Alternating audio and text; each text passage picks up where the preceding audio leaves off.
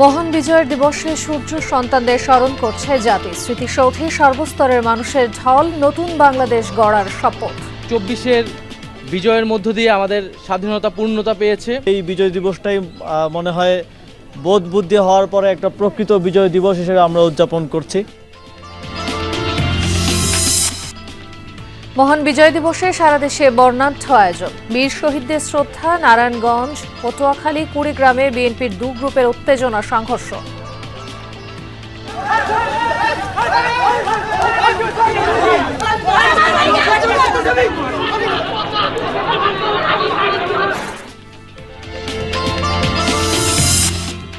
কিশোরগঞ্জে নিয়ন্ত্রণ হারিয়ে অটোরিকশায় কাভার্ড ভ্যানের ধাক্কা, সড়কে প্রাণ গেল 5 জনের, পলাতক চালক।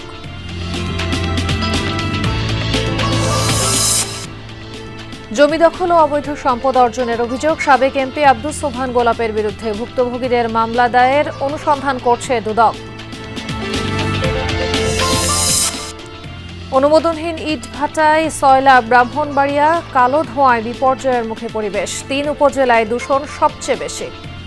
ধুলা বালুর জন্য বাড়িঘর থাকার মতো কোনো পরিবেশ নেই। কাশি হয়, ঠান্ডা লাগে, এরকম। এটা তো দোয়াতে শ্বাসকষ্ট হয়। পেঁপে গাছ লাগাইছি, আম গাছ লাগাইছি, পেয়ারা গাছ লাগাইছি, কোনো ফসল হইতেছে। মহান বিজয় দিবসে শ্রেষ্ঠ সন্তানদের প্রতি সম্মান জানিয়েছে জাতি। বিজয়ের 54তম বছরে সূর্য ওঠার ক্ষণেই সাভার জাতীয় স্মৃতিসৌধে বীর মুক্তিযোদ্ধাদের প্রতি শ্রদ্ধা নিবেদন করেন রাষ্ট্রপতি মোহাম্মদ শাহাবুদ্দিন ও অন্তর্বর্তী সরকারের প্রধান উপদেষ্টা ডক্টর মোহাম্মদ ইউনূস। এ সময় প্রধান উপদেষ্টার সাথে শ্রদ্ধা জানান পূর্ব তিমুরের রাষ্ট্রপতি জোসে রামোস হোর্টা। এ সময় সম্মান জানিয়ে সেখানে কিছুক্ষণ নীরবে দাঁড়িয়ে থাকেন তারা। ভবিষ্যৎ প্রজন্মকে স্বাধীন সূর্য উপহার দেবার জন্য যারা অকাতরে জীবন দিয়েছিলেন তাদের প্রতি শ্রদ্ধা জানানোর দিন। 9 মাসের যুদ্ধে ঝরেছে লাখো প্রাণ। 54তম বিজয় দিবসে সেসব বীর শহীদের প্রতি কৃতজ্ঞতা জানাতে সূর্যোদয়ের সাথে সাথেই সাভার স্মৃতিসৌধে রাষ্ট্রপতি মোহাম্মদ শাহাবুদ্দিন ভোর 6টা 34 জাতির শ্রেষ্ঠ সন্তানদের প্রতি শ্রদ্ধা জানান তিনি।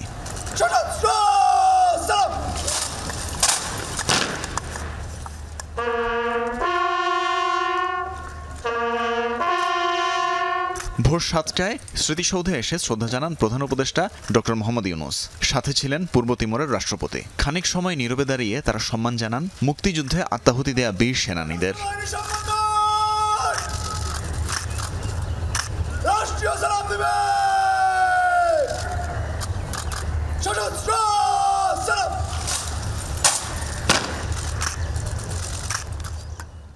শহীদ মুক্তিযোদ্ধাদের এ সময় সশস্ত্র সালাম জানায় সেনা, নৌ ও বিমান বাহিনী। বীর শহীদদের শ্রদ্ধা জানান প্রধান বিচারপতিও। এরপর অন্তর্বর্তী সরকারের অন্যান্য উপদেষ্টারা আসেন শ্রদ্ধা নিবেদনে। এ সময় তথ্য উপদেষ্টা নাহিদ ইসলাম বলেন, 71-এ যে স্বাধীনতা অর্জিত হয়েছে 24-এ এসে সেটি পূর্ণতা পেয়েছে। আর স্থানীয় সরকার উপদেষ্টা আসিফ মাহমুদের মতে জাতি এবার প্রকৃত অর্থে বিজয় দিবস উদযাপনের সুযোগ পেয়েছে। সবাই মিলে দেশের অর্জনের পাল্লা আরও ভারী করার কথা বলেন অন্য উপদেষ্টারা। বলেন, গণতান্ত্রিক ও প্রাতিষ্ঠানিক কাঠামো দাঁড় করিয়ে নির্বাচিত সরকারের হাতে ক্ষমতা হস্তান্তরই এখন প্রধান কাজ। 1971 সালে আমাদের বিজয় আসলেও, আমাদের স্বাধীনতা আসলেও সেই স্বাধীনতা ছিল অরক্ষিত। আমাদের 2024-এর বিজয়ের মধ্য দিয়ে আমাদের স্বাধীনতা পূর্ণতা পেয়েছে। আসলে আমাদের প্রজন্মের জন্য এই বিজয় দিবসটাই মনে হয় বোধ বুদ্ধি হওয়ার পরে একটা প্রকৃত বিজয় দিবস হিসেবে আমরা উদযাপন করছি।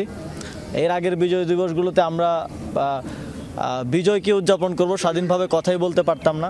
30 লক্ষ শহীদ এবং অনেক মা বোনের সম্ভ্রমহানির বিনিময়ে আমরা যেই 71-এ যেই রাষ্ট্র পেয়েছিলাম, এই রাষ্ট্রকে পুনর্গঠনের সুযোগ আমরা যাতে কোনোভাবে অবহেলা না করি। রাষ্ট্রীয় গুরুত্বপূর্ণ ব্যক্তিদের শ্রদ্ধা জানানো শেষে সর্বসাধারণের জন্য উন্মুক্ত করে দেওয়া হয় সাভার স্মৃতিসৌধ। ডিসেম্বরের কুয়াশা ঘেরা আকাশে উত্থিত হয়েছিল স্বাধীনতার সূর্য, উড্ডীন হয়েছিল লাল সবুজ পতাকা। আজকের এই দিনটি এদেশের মানুষের কাছে যেমন চির গৌরব ও আনন্দের, ঠিক তেমনি স্বজন হারানোর বেদনায় নীল। আর পরিবর্তিত রাজনৈতিক পটভূমিতে দলমত নির্বিশেষে সবাই বিজয়ের ধারা অব্যাহত রাখতে কাজ করে যাবে, এমনটাই আশা সবার। তানফির মৌসুম, যমুনা নিউজ, সাভার।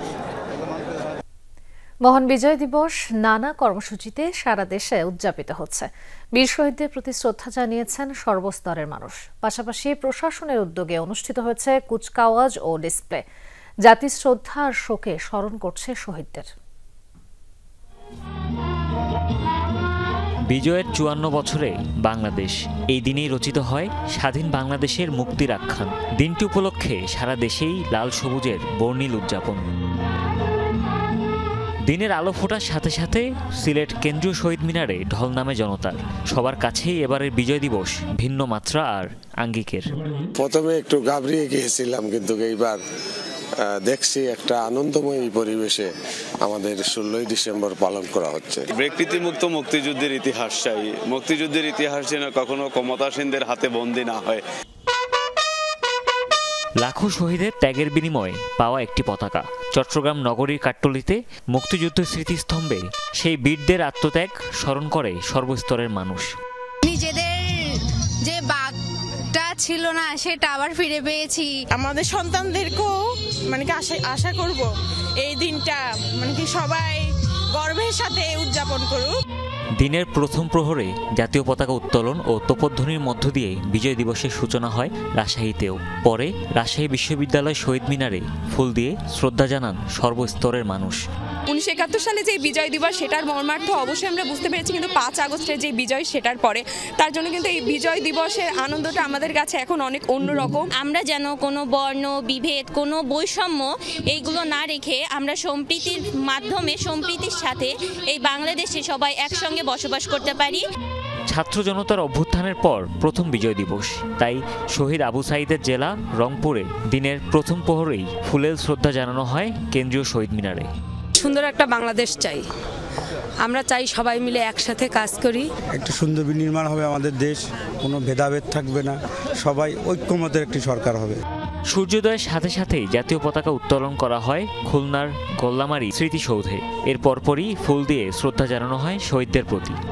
আমরা এই স্বাধীন বাংলাদেশে যাতে স্বাধীনভাবে চলাচল করতে পারি এবং মত প্রকাশ করতে পারি। সব সেক্টরে আমরা যেহেতু সেই বৈষম্য বিরোধী আন্দোলনের যে সার্থকতা পালন করতে পারি। এদিকে ভোরের আলো ফোটার সাথে সাথে ব্রহ্মপুত্র পাড়ের পাটগুদাম মুক্তিযুদ্ধের স্মৃতিসৌধে শ্রদ্ধা জানায় ময়মনসিংহে সাধারণ মানুষ। আর বরিশালে মুক্তিযোদ্ধা স্মৃতিফলকে বীরদের স্মরণে ফুল অর্পণ করা হয়। 71 সালে আমরা যে আদর্শের উপর ভিত্তি করে যুদ্ধ করেছিলাম সে আদর্শ যেন আমরা অক্ষুণ্ণ রাখতে পারি। এছাড়া নাটোর, চাঁপাইনবাবগঞ্জ, নওগাঁ, সিরাজগঞ্জ, মুন্সিগঞ্জ সহ সারা দেশেই যথাযোগ্য মর্যাদায় উদযাপন করা হয় বিজয় দিবস। মনোজ্ঞ সাংস্কৃতিক পরিবেশনা ও ডিসপ্লের আয়োজন করা হয় বিভিন্ন জেলায়। বিজয় মেলায় অংশ নেয় সব শ্রেণী পেশার মানুষ।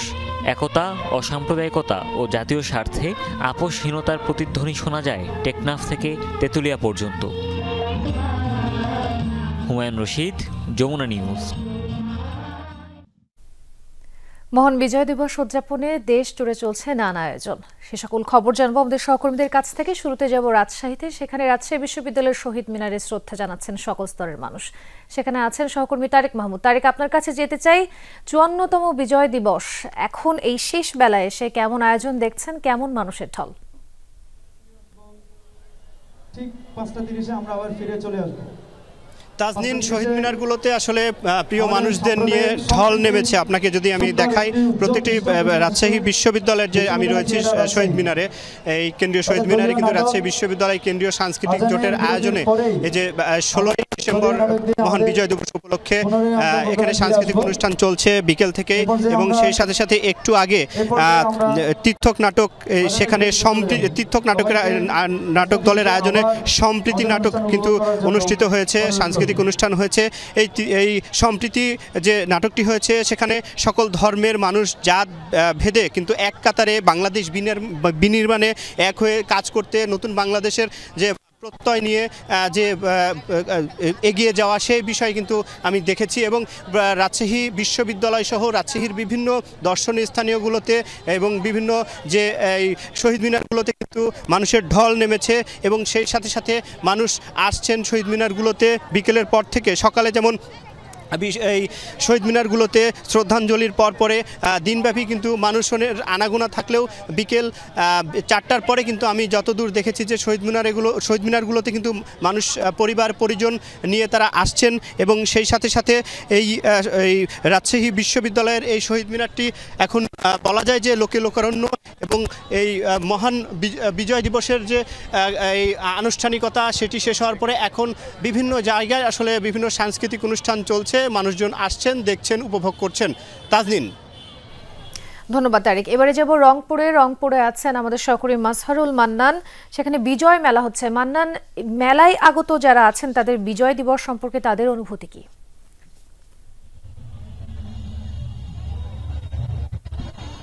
তাজনীন, অনুভূতির জায়গাটাও তো একেবারে স্পষ্ট। তারা যেটি বলবার চেষ্টা করছেন যে এই যে মহান আজকে বিজয় দিবস, যে একটি শ্রদ্ধা এবং স্মরণীয় দিন, অর্থাৎ 9 মাসের যে সশস্ত্র সংগ্রামের মধ্য দিয়ে যে বাংলাদেশ আমরা পেয়েছি, সেই বাংলাদেশে যে বৈষম্য ছিল, সেই বৈষম্যহীনতার বিরুদ্ধে 24-এর যে আন্দোলন, সেই আন্দোলনের পরে যাতে আর কোনো বৈষম্য এবং ভেদাভেদ না থাকে, সেই প্রত্যাশাটা কিন্তু তাদের। তবে আমি যদি আপনাকে একটুখানি দেখাতে পারি, এই জেলা প্রশাসন আয়োজিত এই জেলা স্কুল মাঠের আজকের এই বিজয় মেলায়, এটি একেবারে এর আগে কখনো হয়নি, এবারই প্রথম এই বিজয় মেলা বিজয় দিবসে হচ্ছে এবং 106টি এখানে স্টল বসেছে এবং প্রত্যেকটি স্টলে একেবারে কিন্তু নানা ধরনের পণ্য আছে, যেমন ফ্যাশনস পণ্য আছে, হস্তশিল্প, কুটির শিল্প, পাশাপাশি আছে খাবারের দোকান, অর্থাৎ খাবারের দোকানগুলো একেবারে শীত কেন্দ্রিক এবং নানা ধরনের পিঠা, পায়েস, পুলির কিন্তু এই আয়োজন কিন্তু এখানে আছে এবং এখানে প্রচুর পরিমাণে মানুষ এবং এখানে শিশু থেকে শুরু করে কিশোর,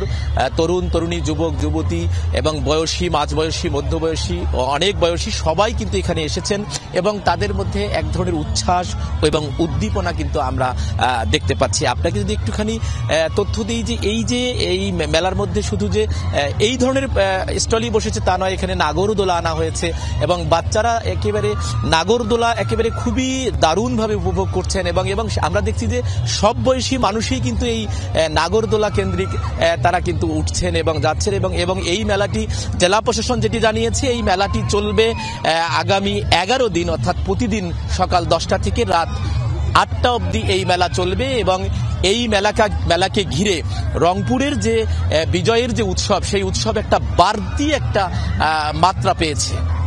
তাজনীন, যুক্ত হওয়ার জন্য ধন্যবাদ মান্নান। বিজয় দিবসের আয়োজন ঘিরে কয়েক জেলায় বিএনপির 2 গ্রুপের মধ্যে সংঘর্ষ হয়েছে। সকালে নারায়ণগঞ্জের সোনারগাঁয়ে উপজেলা পরিষদ চত্বরে সাবেক সংসদ সদস্য অধ্যাপক মাহমুদ রেজাউল করিম ও উপজেলা বিএনপির সভাপতি আজহারুল ইসলাম মান্নানের সমর্থকদের মধ্যে সংঘর্ষ হয়।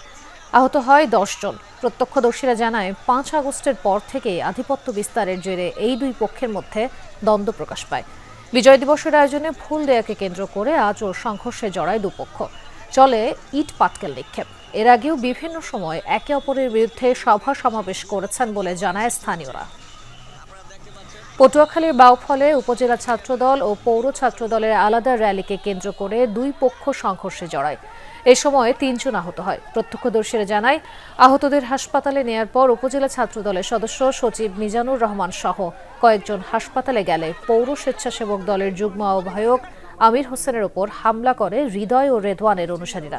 পরে স্বেচ্ছাসেবক দলের সিনিয়র নেতাকর্মী ও উপজেলা বিএনপির সদস্য সচিব আপেল মাহমুদ ফিরোজ ঘটনাস্থলে পৌঁছে পরিস্থিতি নিয়ন্ত্রণে নেন। এদিকে কুড়িগ্রামের ভুরুঙ্গামারীতেও পুষ্পস্তবক অর্পণকে কেন্দ্র করে বিএনপির 2 গ্রুপের মধ্যে সংঘর্ষের ঘটনা ঘটেছে। এ সময় আহত হয়েছেন অন্তত 9 জন। এর মধ্যে একজনকে গুরুতর অবস্থায় রংপুর মেডিকেলে পাঠানো হয়েছে। স্থানীয়রা জানান, মহান বিজয় দিবস উপলক্ষে উপজেলার বাসস্ট্যান্ড চত্বরে বিজয় স্তম্ভে পুষ্পস্তবক অর্পণ করা হয়। এ সময় উপজেলা বিএনপির সাবেক সাধারণ সম্পাদক ফরিদুল ইসলাম শাহিন শিকদার ও জেলা বিএনপির সাবেক সম্পাদক সাইফুর রহমান রানার সমর্থকদের মধ্যে তর্ক হয়। এক পর্যায়ে সংঘর্ষের রূপ নেয়। এদিকে বিজয় দিবস উপলক্ষে দিনব্যাপী আয়োজন, শোভাযাত্রা ও বিজয় মিছিল করেছে বিএনপি এবং অঙ্গ সংগঠনের নেতাকর্মীরা। দুপুরে নরসিংদীর শিবপুরে র্যালি করেছে উপজেলা বিএনপি। শিবপুর সরকারি পাইলট উচ্চ বিদ্যালয়ের সামনে থেকে বিজয় মিছিল নিয়ে শহরের বিভিন্ন সড়ক প্রদক্ষিণ করে। পরে কলেজ গেটের শহীদ মিনার চত্বরে গিয়ে শেষ হয়। সেখানে সংক্ষিপ্ত সভা অনুষ্ঠিত হয়। পরে দলীয় নেতাকর্মীরা বিএনপির সাবেক মহাসচিব আব্দুল মান্নান ভূঁইয়ার কবরে শ্রদ্ধা জানান।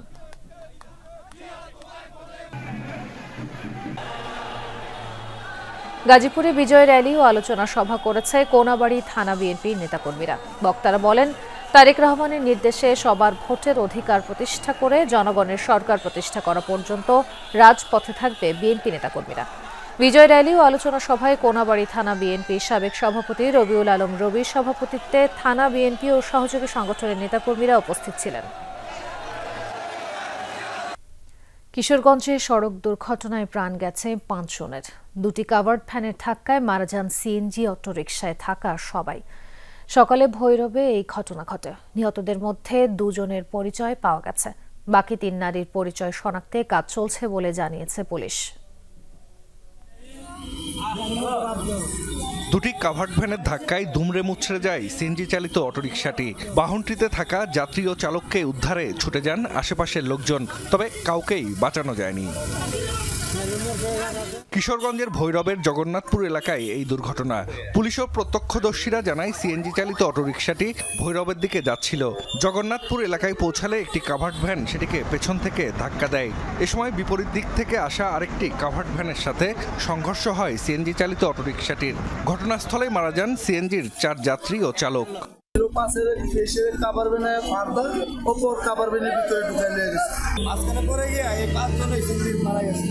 খবর পেয়ে ঘটনাস্থলে গিয়ে উদ্ধার কাজ শুরু করে ফায়ার সার্ভিস। 2টি কাভার্ড ভ্যান জব্দ করে পুলিশ। দেখলাম যে একটা সিএনজির ভিতরে 5 জন লোক ছিল, 3 জন মহিলা এবং 2 জন পুরুষ। তারা 5 জনেই সিএনজির ভিতরে আটকা পড়ে আছে এবং তারা 5 জনই মারা গেছে। এরপরে আমরা উদ্ধার করলাম। পাওয়ার ভ্যান 2টি এবং সিএনজি আমাদের হাইওয়ে পুলিশ থানা হেফাজতে আছে। যুক্ত বিষয় হলো দ্রুত আইনানুগ ব্যবস্থা প্রক্রিয়াধীন। কাভার্ড ভ্যান 2টি জব্দ করা হলেও দুর্ঘটনার পরপরই পালিয়ে যায় চালকরা। জাহিদ হাসান, যমুনা নিউজ।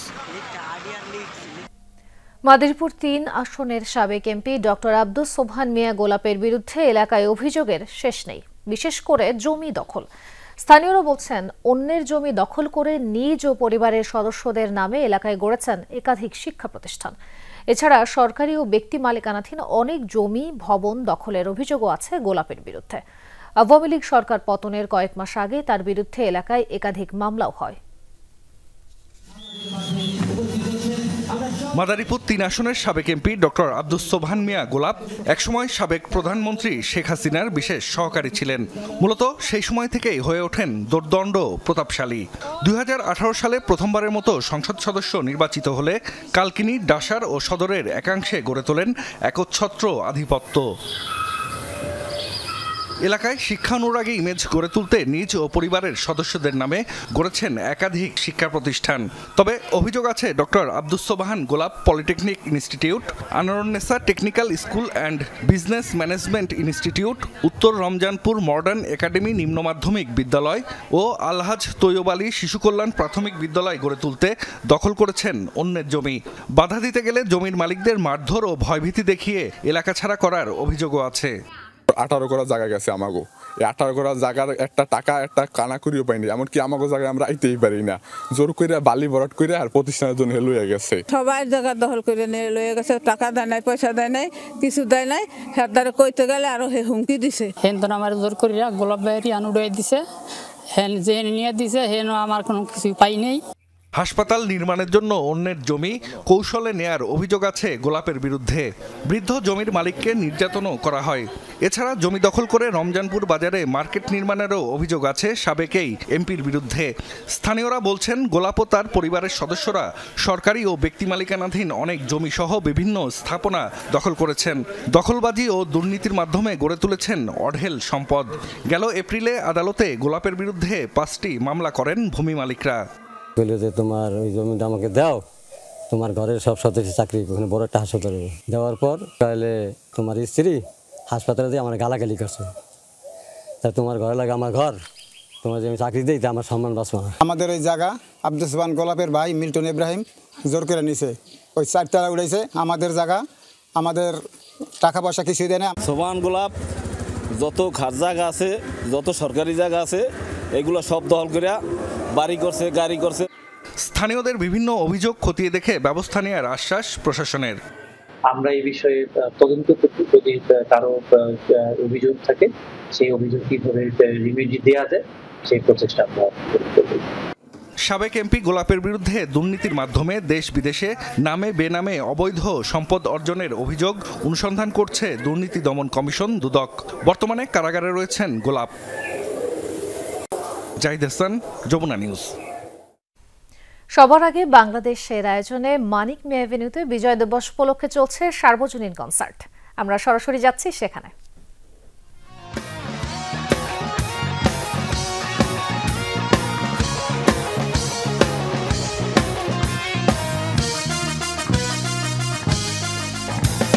হাতে হাতে ধরে একসাথে লড়ে রুখবই সন্ত্রাস, এদেশের বুকে সুন্দর আর সত্যের হবে বাস। হাতে হাতে ধরে একসাথে লড়ে রুখবই সন্ত্রাস, এদেশের বুকে সুন্দর আর সত্যের হবে বাস। এই শপথ নিয়ে তাই আমাদের প্রস্তুত হয়ে থাকা, স্বাধীন দেশে উড়বেই যেন স্বাধীন পতাকা, স্বাধীন দেশে উড়বেই যেন স্বাধীন পতাকা।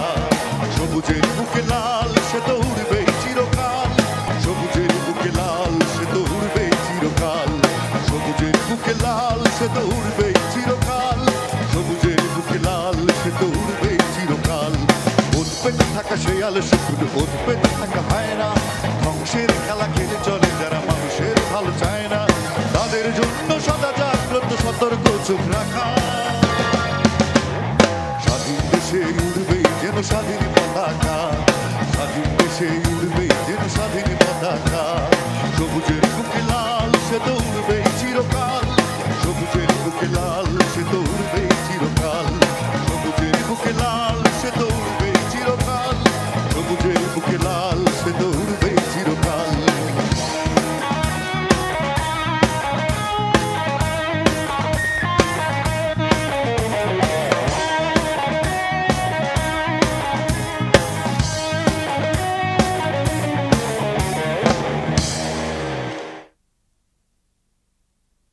শুরু হয়ে গেছে একটু আজানের পরে। শীতের হিমেল হাওয়ায় বিপর্যস্ত সারা দেশের জনজীবন। আজ সর্বনিম্ন তাপমাত্রা রেকর্ড হয়েছে পঞ্চগড়ের তেঁতুলিয়ায় 9.4 ডিগ্রি সেলসিয়াস। সকাল থেকে আধাবেলা পর্যন্ত চারপাশ কুয়াশায় ঢাকা থাকছে। বেলা গড়ালেও কমছে না ঠান্ডা। তেঁতুলিয়ার পাশাপাশি চুয়াডাঙ্গা ও দিনাজপুরেও বইছে হিমেল বাতাস। আবহাওয়া অফিস জানিয়েছে 20 তারিখের পর আরও কমবে তাপমাত্রা। শীত ঝেঁকে বসায় ব্যাহত হচ্ছে দিনমজুর মানুষের জীবনযাত্রা। বেশি বিপাকে পড়েছে ছিন্নমূল মানুষ। শীতবস্ত্রের অভাবে কষ্টের শেষ নেই তাদের। শীতের সাথে পাল্লা দিয়ে বাড়ছে ঠান্ডাজনিত নানা রোগবালাই। আক্রান্তদের বেশিরভাগই শিশু ও বয়স্ক। মুন্সিগঞ্জের শ্রীনগরে একটি ফিলিং স্টেশনে তেলের পরিত্যক্ত ট্যাঙ্ক থেকে এক শিশুর মরদেহ উদ্ধার হয়েছে।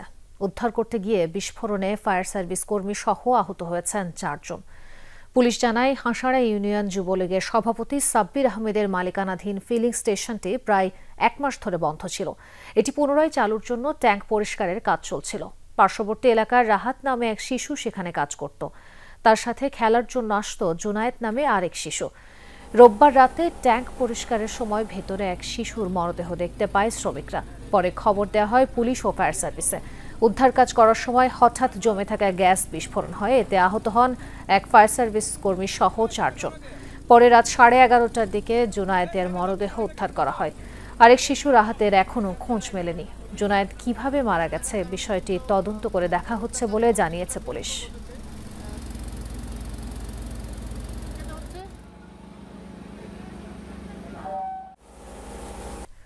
অবৈধ ইট ভাটার ছড়াছড়ি ব্রাহ্মণবাড়িয়ায়। 177টির মধ্যে 110টিরই অনুমোদন নেই। এত বেশি ভাটার কারণে নেতিবাচক প্রভাব পড়ছে জনজীবনে, ব্যাহত হচ্ছে চাষাবাদ। এ বিষয়ে জেলা প্রশাসন কঠোর না হওয়াকে দুষছেন স্থানীয়রা। তবে প্রশাসন বলছে আইনগত ব্যবস্থা নেওয়া হবে। 744 বর্গমাইলের এই জেলায় 177টি ইটভাটা রয়েছে। এগুলোর মধ্যে নিয়ম নীতির তোয়াক্কা না করেই চলছে শতাধিক ভাটা। সবচেয়ে বেশি ইটভাটা রয়েছে ব্রাহ্মণবাড়িয়ার সরাইল, নাসিরনগর ও বিজয়নগরে। নিম্নমানের কয়লা পোড়ানো হচ্ছে এসব ইটভাটায়। কালো ধোঁয়ায় ভারী হচ্ছে বাতাস। পরিবেশ কর্মীরা বলছেন, বছরের পর বছর ধরে আইন লঙ্ঘন হলেও তেমন কোনো পদক্ষেপ নেই পরিবেশ অধিদপ্তর কিংবা জেলা প্রশাসনের। ধুমাটা তো একটা গ্যাসের মতন লাগে, বাইরে তো গ্যাসও বের হয়, যে বাতাসে তখন সামনে গেলে উন্তরবানি করেন না, কাশি কুচি হয়, ঠান্ডা লাগে, এরকম। এটা তো দোয়াতে শ্বাসকষ্ট হয়। জমি আমরা করি ধুমা লাগে, বসে গেলে ধানের মাটি আয় না, আমরা ফলন ক্ষতি হইতেছে। প্রশাসন থেকে চেয়ারম্যান মেম্বার এভরিথিং ওদের কাছে নালিশ গেছে, কিন্তু ওরা এটা তত্ত্বাবধান সে নেই। দুলা বালুর জন্য বাড়ি ঘরে থাকার মতো কোনো পরিবেশ নেই। পেঁপে গাছ লাগাইছি, আম গাছ লাগাইছি, পেয়ারা গাছ লাগাইছি, কোনো ফসল হইতেছে না। এরপরে সারা লাইট মিশিং চলতেছে, মিশিংয়ের আওয়াজও আমরা ঘুমাইতে পারি না। আইন অনুযায়ী পরিবেশ অধিদপ্তরের ছাড়পত্র ছাড়া ইটভাটা করা যায় না। সেই সাথে জেলা প্রশাসন, বিএসটিআই, স্থানীয় ভূমি অফিস সহ বেশ কয়েকটি সংস্থার অনুমোদনও প্রয়োজন। ব্যত্যয় হলে শাস্তির বিধানও আছে। তবুও কোনো অদৃশ্য শক্তির ইশারায় চলছে এসব অবৈধ ইটভাটা। এ নিয়ে কথা বলতে রাজি নন অবৈধ ভাটার মালিকরা। বৈধ অবৈধ সব ইটভাটার তালিকা আছে প্রশাসনের কাছে। কর্মকর্তাদের দাবি, ভ্রাম্যমাণ আদালতের অভিযান অব্যাহত রয়েছে।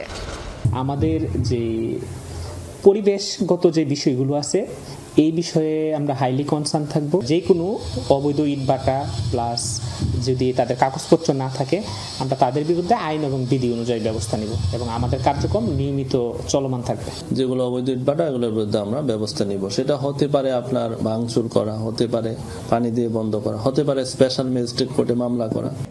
জেলা প্রশাসন বলছে, অবৈধ ইটভাটা বন্ধে সংশ্লিষ্টদের নির্দেশনা দেয়াই আছে। স্থাপন নিয়ন্ত্রণ আইন 2013 এই আইনের আওতায় ইতিমধ্যে বিভিন্ন উপজেলাতে অবৈধ ইটভাটার বিরুদ্ধে মোবাইল কোর্ট পরিচালনা করা হচ্ছে। যদি আমরা আরও তথ্য পাই যে কোথাও অবৈধভাবে ইটভাটা স্থাপন করা হয়েছে কিংবা ইট প্রস্তুত করা হচ্ছে, তাহলে বিধি মোতাবেক, আইন মোতাবেক আমরা ব্যবস্থা নেব। ভ্রাম্যমাণ আদালত পরিচালনার মাধ্যমে ইটভাটা সিলগালা ও জরিমানা করা হলেও কিছুদিন পর সেগুলো পুনরায় চালু হয়। সাবরিনা লিজা, যমুনা নিউজ।